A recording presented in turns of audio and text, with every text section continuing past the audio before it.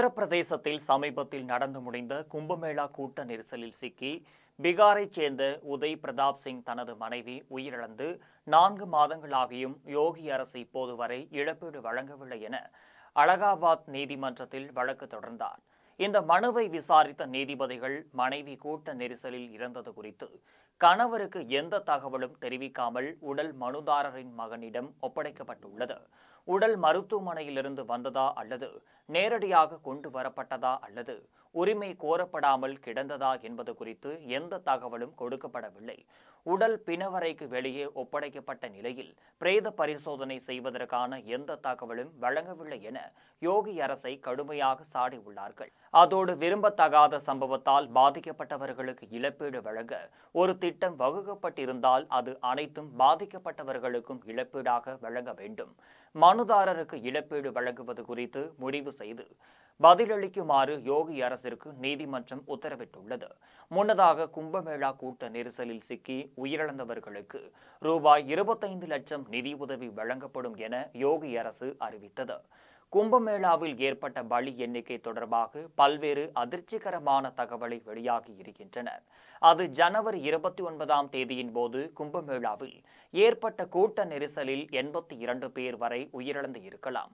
ஆனால் யோகி அரசு தரப்பில் பலி எண்ணிக்கை 37 என கணக்கு காட்டியதாக தெரிவித்துள்ளது. அரசு உறுதி செய்த பலியானவர்களின் குடும்பத்தினருக்கு மட்டும் ரூபாய் 25 லட்சத்திற்கான காசோலை வழங்கப்பட்டுள்ளது. இதுபோக குறைந்தது 26 குடும்பங்களுக்கும் ரூபாய் 5 லட்சம் ரொக்கம் வழங்கப்பட்டதாக இது தொடர்பாக எந்த ஒரு அதிகாரப்பூர்வ அறிவிப்பும் வெளியாகவில்லை. இதற்கு மாறாக நாட்டின் பல்வேறு பகுதிகளில் இருந்து வந்தும் கும்பமேளா கூட்ட நெரிசலில் சிக்கி உயிரிழந்தவர்கள் திடீரென ஏற்பட்ட உடல்நலக் குறைவால் தான் பலியானதாக ஆவணங்களில் கையொப்பம் வழங்கியதாக பாதிக்கப்பட்ட குடும்பத்தினர் வருத்தம் தெரிவித்திருக்கின்றனர். குறைந்தபட்சம் 19 குடும்பத்தினருக்கும் தற்போது வரை எந்தவித நிதியுதவியும் வழங்கப்படவில்லை.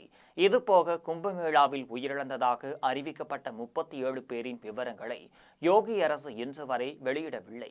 இது தொடர்பாக அம்மாநில எதிர்க்கட்சி தலைவரான அகிலேஷ் யாதவ் உத்தரப்பிரதேச அரசு இறப்பு எண்ணிக்கை குறித்து பொய் சொல்கிறது, தவறான புள்ளி விவரங்களை வழங்குபவர்கள் பொதுமக்களின் நம்பிக்கைக்கு தகுதியானவர்கள் அல்ல என தனது எக்ஸ் தள பக்கத்தில் இழப்பீடு ஏன் ரொக்கமாக வழங்கப்பட்டது, பணம் எங்கிருந்து வந்தது, விநியோகிக்கப்படாத பணம் எங்கே போனது, எந்த விதியின் கீழ் பணம் விநியோகம் அங்கீகரிக்கப்பட்டது, ரொக்க பணம் செலுத்துவதற்கு யார் அங்கீகாரம் அளித்தனர், பணம் செலுத்துவதற்கு ஆதரவாக ஏதேனும் எழுத்துப்பூர்வ உத்தரவு உள்ளதா என அடுக்கடுக்கான கேள்வி எழுப்பியுள்ளார்.